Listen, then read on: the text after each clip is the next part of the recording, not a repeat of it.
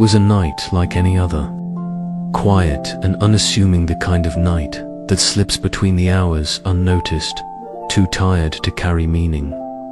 The fog had rolled in early over the harbor, settling low against the dock like a sleeping beast. Boats rocked gently, their ropes creaking in rhythm with the tide, and even the seagulls had fallen silent. I was the only soul aboard the Maiden's Warden, an old windjammer that had long since retired from real sea duty and now served as a floating maritime museum at the edge of the pier. I'd taken the job as overnight caretaker, mostly for the solitude. I liked the stillness, the way the ship seemed to breathe at night, its timbers shifting like old joints cracking in the cold dot. It was near midnight when I heard it, just a soft clink, almost like a whisper of metal against wood. Not alarming, just curious. It came from the captain's quarters, a room I'd passed a dozen times but never bothered to enter. Something about it had always felt occupied. Lantern in hand, I descended the narrow steps and stepped inside. The room smelled of salt and age. Dust lingered in the air like forgotten smoke, and the furniture, though sparse, had the look of objects that knew stories. The desk was broad, scarred from use. A weathered compass rested beside a blotter stained with ink and time. I ran my fingers along the edge and felt something shift beneath the floorboards. Curious, I crouched and pried at a warped panel. It came loose with a reluctant groan, revealing a small compartment beneath. Inside was a chest dot. It wasn't large, but it was beautiful in its way, bound in dark, salt-stiffened leather with a brass lock dulled to a greenish hue. A sigil had been carved into the lid. A stylized compass rose, twisted with something almost serpentine winding between the points. The lock gave after some effort, snapping open with a reluctant click. Inside was a single item, a journal, thick, worn, and heavy with the scent of the sea. Its cover bore the words, "Final Log of Captain Aralith." The name hit me like a whisper from an old sailor's song, something half remembered from childhood, or a tale heard in the background. Of a stormy pub night, Captain Aralith.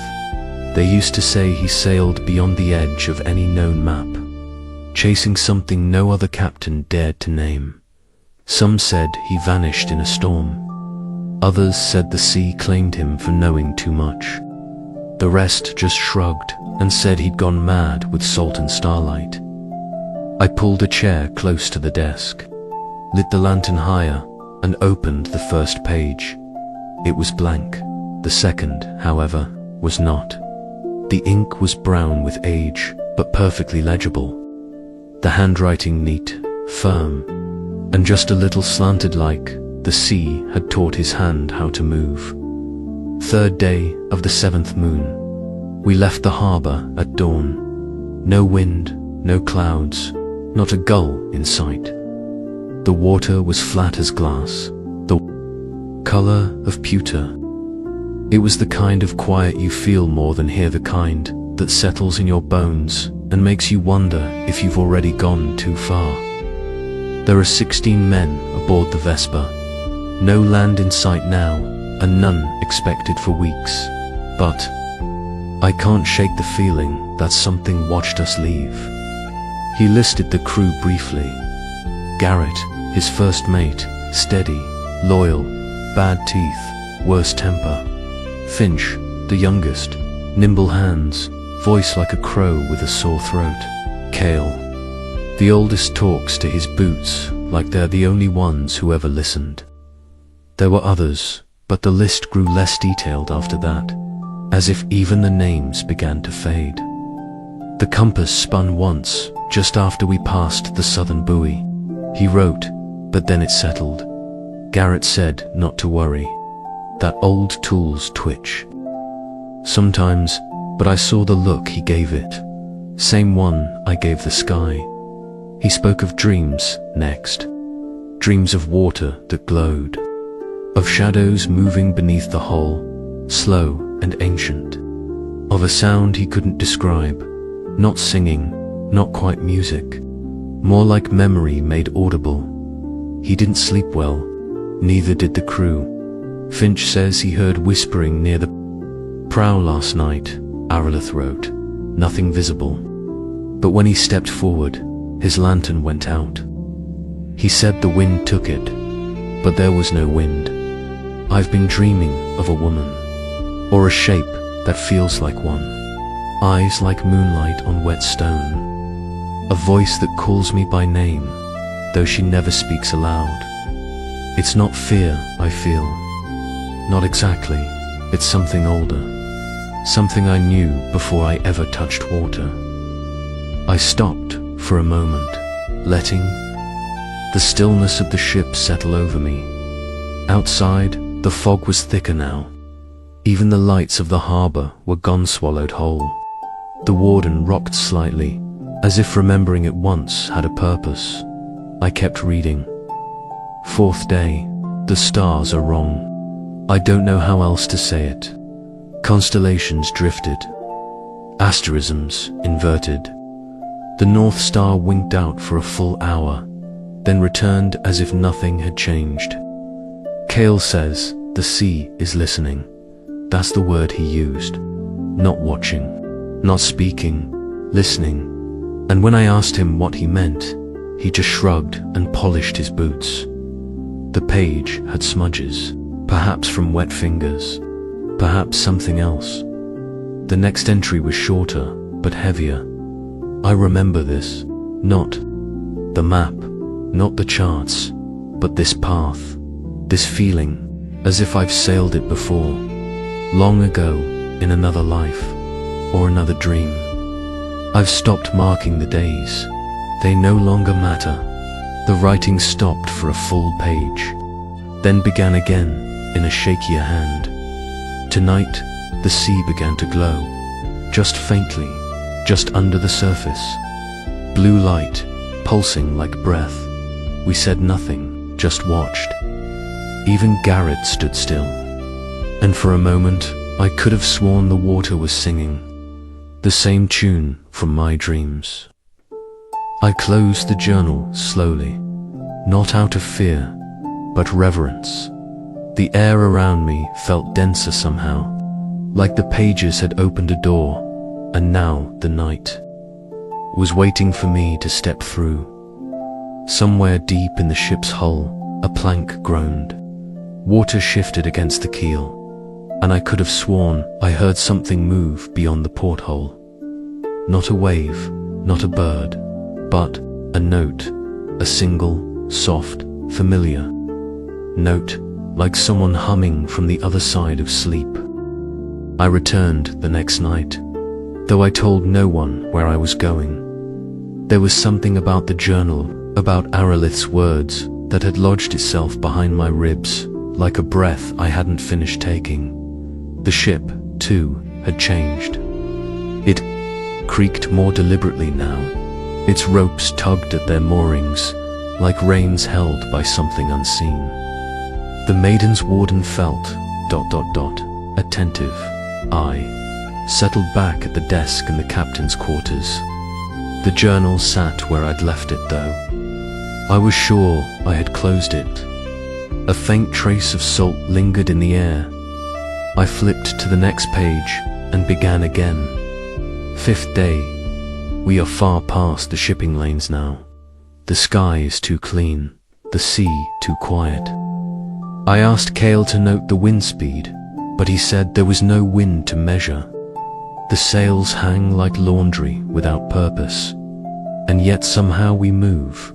That line gave me pause. Move ... without wind. We took bearings at noon, but the sun stood still for nearly half an hour. Garrett swore it was the glass, but 3 compasses agreed with the sky. North blinked, south sighed, east forgot itself. We are being guided, not pushed, not pulled, led. I could imagine it, the great ship sliding silently over water like a dream half remembered. Last night, I dreamt again, not of her, but of the place. I stood on a stairwell made of salt. It spiraled downward into the sea, each step, lit by something that didn't cast shadows. Beneath me, water stretched forever. It wasn't dark, it wasn't light, it simply was. The deeper I went, the warmer it became, like descending into memory. And then I heard a name, not mine. Reliera. I woke with the name still in my mouth, and the taste of something sweet and bitter at once. Reliera. I mouthed it silently. It lingered like mist on the tongue, foreign but not strange. The next entry was longer, as if the captain had written through the night. 6th day, though time is beginning to feel ... circular. Finch dropped a coil of rope today, and it never hit the deck. It fell, yes, but it fell silently. When we retrieved it, it was dry. We've stopped trying to explain things. We move as though in a trance driven, not by command, but by instinct. The sea has gone still again. So still that we can see stars reflected in it at noon. I paused to look out the porthole. The harbour was still there. I thought it was, but it felt farther away than before. There was music. Again last night, no source, just a hum from the hull, like the ship itself had learned a lullaby. Cale said it reminded him of a sound his wife made in her sleep years ago. I haven't seen Cale cry before. There was a break in the ink, a scratch. Then more words, fainter. We've begun to forget things. Garrett misnamed Finch twice, then forgot my orders an hour after I gave them. I looked into a mirror this morning and saw myself at 20. I touched the glass. It was warm. I closed my eyes for a moment. The ship groaned, as if remembering something I did not. The final entry for that day, a light beneath the keel last night. Bright, but not harsh, pulsing gently, like breath. The sea glowed blue, then green, then silver. I wanted to touch it, to lean over and let it see me. I felt, for a moment, that if I did, I would remember everything I had ever forgotten. That line stayed with me. We spend our lives forgetting birthdays, promises, the smell of summer afternoons, the voices of those who left too soon. What if something beneath the sea held them all? 7th day, I no longer trust the clocks. Time loops. Garrett eats twice, thinking he hasn't eaten at all. Finch sleeps during the day and wakes before he lays down. We heard a bell today. No bell aboard has rung since we silenced them, but we all heard it. It came from beneath the water. 3 clear chimes. Cale said it means we've been invited. I turned the page. It stuck for a moment, then gave way with a soft snap, like tearing away from something reluctant to let go. The new page had only a single paragraph. There are shapes beneath us now. They move slowly, massive, graceful. I cannot say what they are, only that they are watching, and that they remember me. That night, I didn't close the journal. I left it open on the desk, its pages breathing faintly in the lamplight. Outside, the fog licked at the porthole like curious fingers. The harbour's lights were gone, and I wasn't sure if they'd ever been there to begin with. Something in me had shifted, a quiet unravelling, like I had taken a step onto a path laid long ago and only now remembered it had been waiting. The sea changed again on the 8th day, not in the way storms come, loud and furious and tearing at sails, but in the way silence shifts, just before something speaks. The logbook had begun to smell of damp wood. Each page felt slightly heavier, as if the ink had absorbed more than just words. I sat at the same desk, same lantern, same rusting hinges creaking with every night breeze. And yet, nothing felt familiar anymore. The next entry was longer than the rest, written in a sharper hand, like the pen had been gripped tighter. 8th day. The sea is wrong. It's not water anymore. Or it is, but not as I've ever known it. It reflects too much. It reflects things that aren't above it. Last night I saw mountains in the waves, jagged peaks with fire in their throats. We are not near land, but we found it, an island. The handwriting paused, indented slightly, as if even Aralith wasn't sure how to proceed. It shouldn't be here. No charts, no logs, no drift buoys, nothing. It rose from the fog like a wound in the sea-dark cliffs and spires of black stone. Trees taller than any I've seen, their leaves the color of old bruises, birds without wings, a scent like memory left out in the sun. We anchored at the bay, if it could be called that. The water resisted, like it didn't want us near. I pictured it, the Vesper drifting toward jagged cliffs, fog curling over its rails like fingers curling around a throat. We rowed ashore, myself, Garrett, Finch, and 2 others. The sand was coarse, nearly metallic. It clung to our boots like iron filings. The air hummed, not wind, not insects, just a hum. In the bones, there was a brief diagram, a sketch, quick and raw. A towering stone monolith, flanked by smaller columns. Vines with pale blossoms spiraled up one side. He labeled it simply, the gate. We found ruins. Old, older than the stars, maybe. Pillars etched in runes no one recognized, though Cale said he'd dreamed them once. There was a basin at the center, full of still water. The reflection showed different skies, not metaphor, not poetry. The stars above the basin were not ours. I paused and rubbed at my temple. The ship creaked again, or did it? I touched the water, not with my hand, just with my breath. The surface rippled, and something looked back. Not a creature, a thought. A shape that didn't make sense. It asked me a question without speaking. And I answered, though I don't remember how. There was a break in the paragraph. A pause. A silent breath caught in ink. Finch screamed. We turned to see him on his knees, hands pressed to his head. He said he remembered being born, not in this life. He saw oceans made of glass and suns that sang. He saw himself tall, scaled, crowned in coral, leading a procession through a city that breathed. Then he fainted. The next lines were written shakily. We left him there for a moment. Just a moment. When we turned back, he was gone. No prints, no splash, no scream, just gone. I leaned back, my chair creaked. The lantern flickered once. Outside, the fog rolled thicker against the portholes. The world tightened. Around the journal, Garrett wanted to leave immediately. Cale whispered prayers in a language I'd never heard. I agreed. We returned to the Vesper at dusk.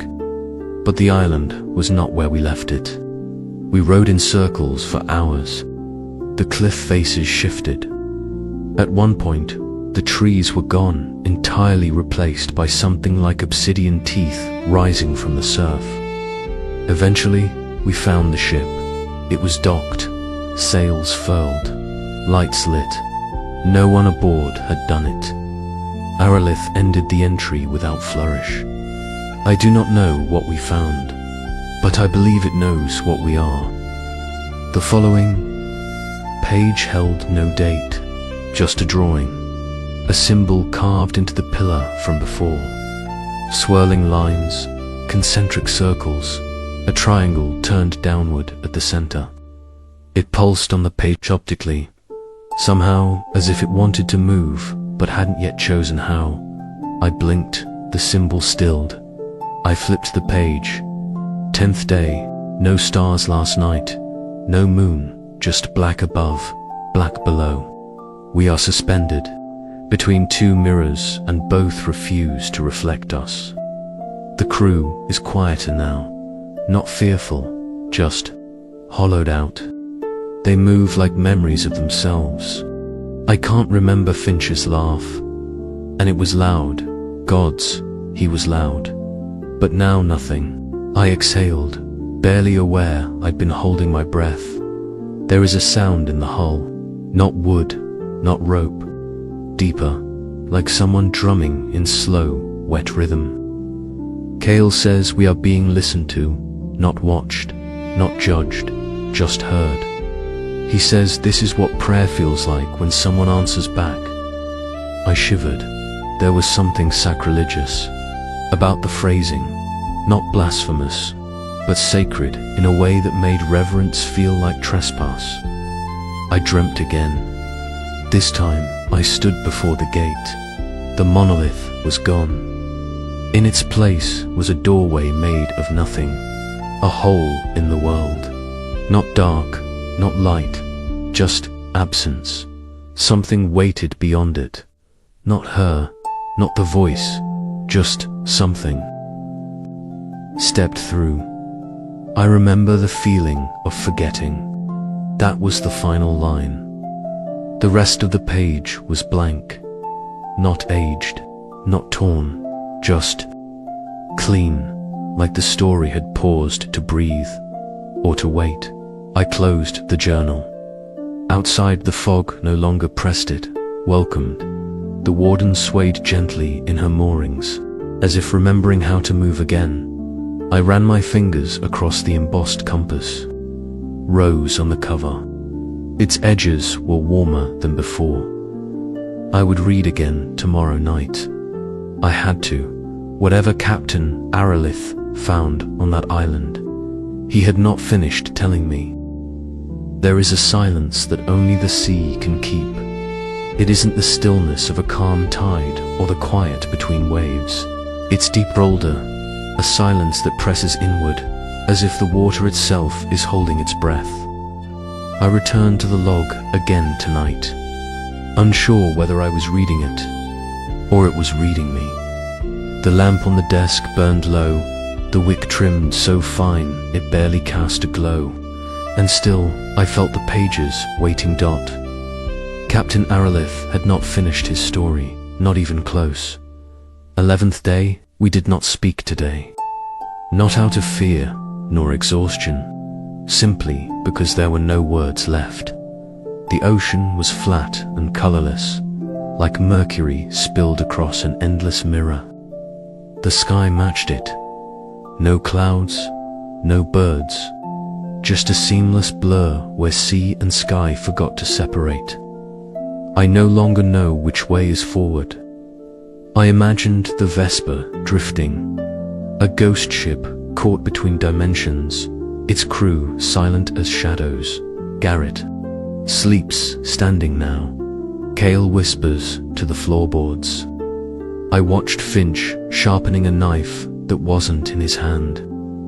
But Finch is gone. I keep forgetting that. The captain's grip on reality, like the lines of his handwriting, was beginning to bend. There is something beneath us. I say that not with dread, but certainty. The way you know when you're being watched in a crowded room, even if no one is looking directly at you. The water has grown warm. The stars, when they return, are wrong again. They move slowly, or perhaps we move too quickly. I've stopped marking the hourglass. It refuses to drain. Time, it seemed, had untethered. Last night I heard singing again. Not outside. Inside, it came from my chest. A low hum vibrating in my ribs, No melody, just vibration. I asked Garrett if he felt it. He said his teeth had been ringing for days. There was a smudge across the next few lines, ink blurred, as though tears or seawater had soaked the page. I dreamt again, but I did not sleep. I was standing at the prow of the ship, alone, though I could feel the crew beside me. But when I turned, they were not there. Instead, I saw mirrors. Tall, floating panes of water, each reflecting a different version of me. One was older, one younger, one not human. Each one looked back, and each one whispered the same thing. She is waiting. I leaned back from the page. The candle flickered once, then held. The words had weight, as if they were more than story, as if, by reading them, I had become part of their telling. 12th day. We have begun speaking in phrases we don't understand, Garrett asked. Me today, if the sky remembered us. Cale drew spirals on the wall and called them prayers. I nodded, not because I knew what he meant, but because it felt correct. The ship has grown strange. Stairs lead to rooms that were never there before. A door on the lower deck now opens to the stern instead of the galley. The ropes whisper at night. I've seen them move without hands. The Vesper is changing. Or perhaps she is revealing what she always was. I paused and listened. The Maiden's warden creaked softly in the harbor. But it no longer sounded like settling wood. It sounded like breathing. I found a feather today. It was long and black, curved at the end like a question mark. Wet, though the deck was dry. I picked it up, and for a moment I remembered something I've never lived. A tall woman with no face, standing on a cliff of black stone, raising her arms to the tide. And something in the tide answered. The feather disintegrated in my hand. The next entry lacked a date. Just a simple header. The Sea Watchers. I can feel her now. Not just beneath us, around us, inside us. She is not cruel, nor kind. She is memory.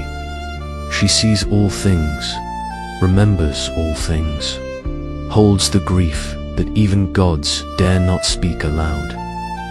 We are guests aboard her surface, but not for much longer. I swallowed. The room had gone cold, the flame on the lantern stilled, as if holding its own breath. Tonight, Cale walked to the edge of the deck and looked down. He did not jump, he did not fall, he simply stepped into the water. There was no splash, only silence. A line had been scratched into the page, and then he looked at peace. I envy him, I felt it, then the deep ache between lines. Aralith was unraveling, thread by thread, not just losing crew, but losing himself in the process. And yet, he chose to keep writing, to leave a trail for someone to follow. For me, I still hear her, not in my ears, but in my spine. She sings in the marrow, hums in the lungs. Her song is not in words, is in knowing. She does not call me Captain. She calls me child. She remembers when I was sea foam in a cradle, carried by gulls into the bay where I first breathed air. She has watched me since I first learned fear. The next paragraph was barely ink at all, almost etched, as if scraped by nail. Am not afraid. I am known. I closed the logbook slowly. Outside, the fog wasn't fog anymore. It shimmered bluish, translucent, like the light beneath waves on a full moon night. The harbor was gone. Or perhaps I had simply stepped past it. The sea was watching. And for the first time in my life, I was ready to look back. Some stories give you a map. Others give you a compass, but there comes a point in every journey where neither matters. I returned to the logbook, tonight expecting to find more of the Sumiko's dreams, fragments of a man slipping into myth. But what I found was something different. Clarity. There's a sharpness to this chapter. A line drawn in ink and silence. Captain Aralith was no longer drifting. He was choosing. 13th day. We reached the still point. That's what I'm calling it, because there is no movement here. Not of wind, not of current, not of time. We are no longer sailing. We are hovering suspended over something vast, ancient, and aware. Garrett came to me this morning. He hadn't spoken in days. He said, simply, "It wants you to decide." I asked what. He didn't answer. Just walked away. The sea is glowing now. Constant. A low, steady light beneath the hull, pulsing like the breath of something too large to name. I watched it for hours. I think it's watching me back. The image chilled meet this ship, perched like a candle on glass, a crew unraveling, and a man sitting at the edge of a question that could not be asked aloud. Cale left this morning. No ceremony, no goodbye. He placed his boots neatly beside his bunk and walked off the stern like it was a shoreline. There was no sound, no splash, only stillness.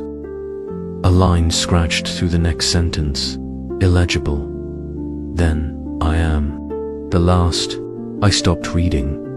Not just to breathe, but to mourn. A captain alone on a ship that was no longer truly a ship, above a sea that had begun to remember his name. I spoke aloud for the first time today. Just one word. Why? The ocean didn't answer, but the glow beneath us pulsed once, long and deep. A yes, I think. Or a kind of yes. I walked the length of the Vesper. Every plank, every rail, every rope. I spoke the names of every man who sailed with me. They are not gone, not truly. I feel them in the air, in the hum of the wood, in the water that glows. This ship is a memory now, mine, theirs, maybe the sea's. The next page was dated but not with a number, just a phrase, the day between. There is a place on the ship that wasn't here before, just below the captain's quarters, behind the chart room. A narrow stair that leads to a single wooden door. I don't remember building it. No one ever mentioned it, and yet it has always been there. The captain described the door in detail, old but clean, no handle. A carved mark near the top, a spiral within a triangle. A faint warmth radiating from the other side. I stood before it for a long time. It did not open, but I knew I could enter if I wished. That's the nature of the choice, isn't it? Not being forced, being offered. That struck something deep in me. There's nothing more terrifying and more sacred than an invitation without obligation. I have spent my life seeking first land, then treasure, then answers.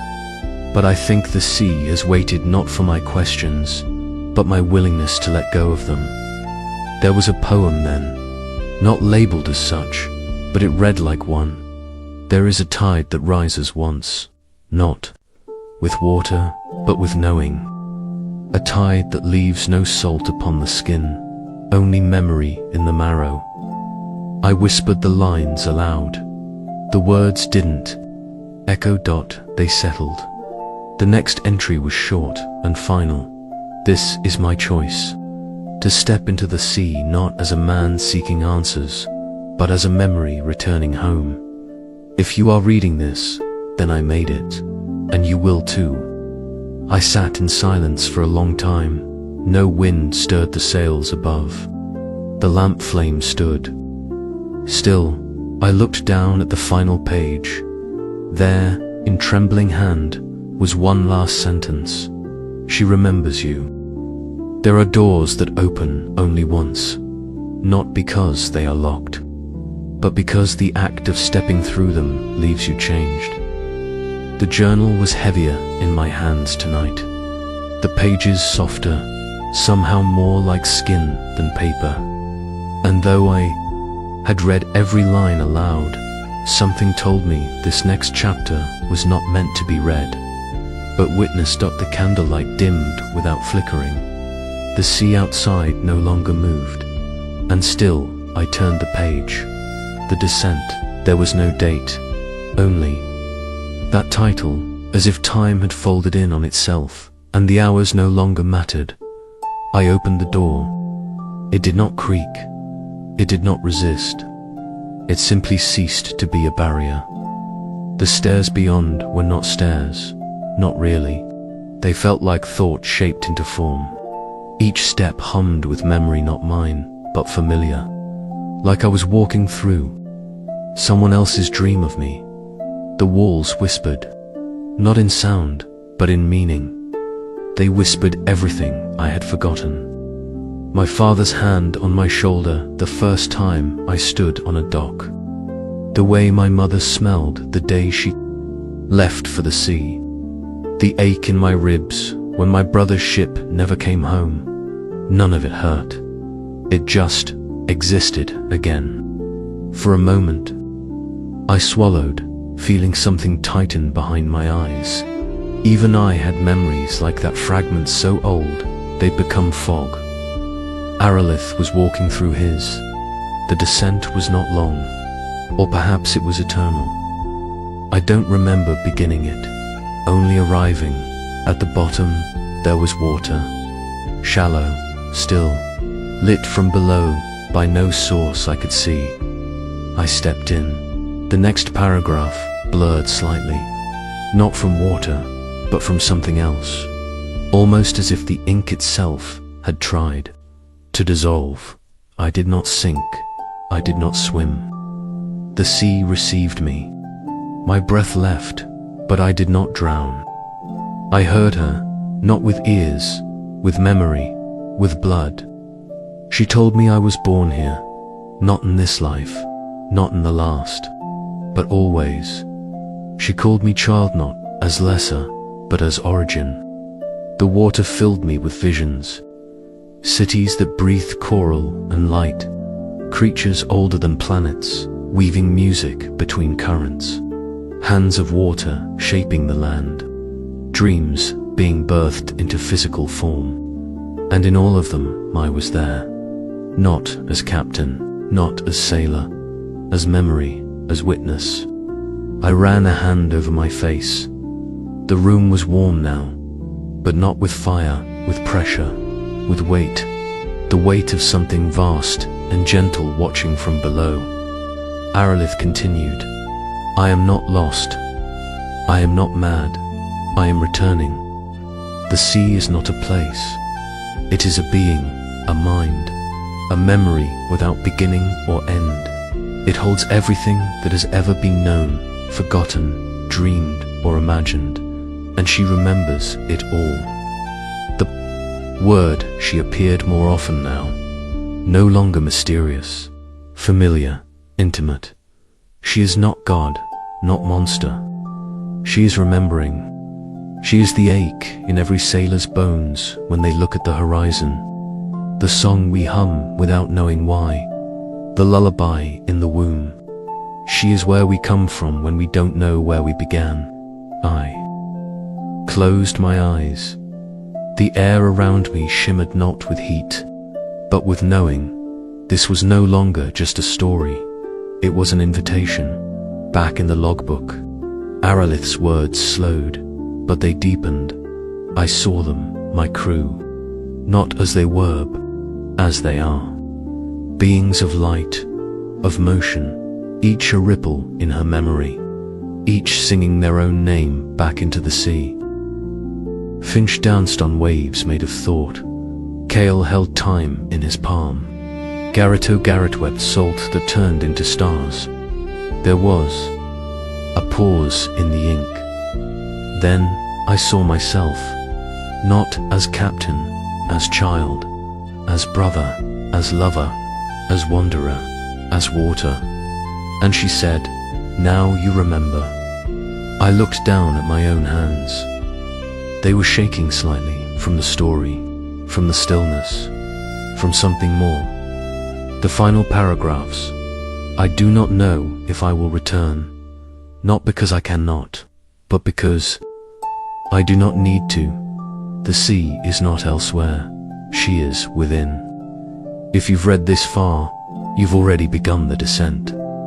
Ask yourself, what have you forgotten? She remembers, and then, on the final line of the page, let go. I sat there, unmoving, the room still. The logbook lay open, its pages pulsing gently in the lamplight like breath.